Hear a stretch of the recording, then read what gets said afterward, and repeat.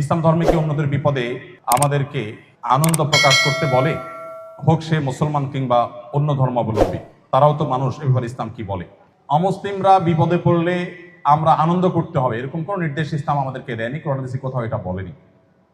তবে কোনো ব্যক্তি বা কোনো গোষ্ঠী যদি মানবতার নানা দিক থেকে ক্ষতি সাধন করে, মুসলমানদের সাথে শত্রুতায় যারা চিহ্নিত, এরকম কোনো মানুষজনের কোনো ক্ষতিতে, কোনো পতনে আপনার ভেতরে তৃপ্তির ঢেকুর আসবে, এটা খুবই স্বাভাবিক।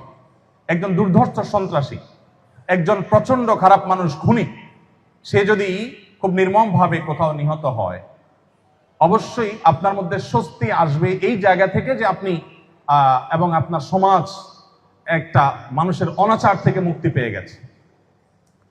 সব ক্ষেত্রে খুব বেশি আহামরি সুশীল হওয়া, এটা বেশিরভাগ ক্ষেত্রেই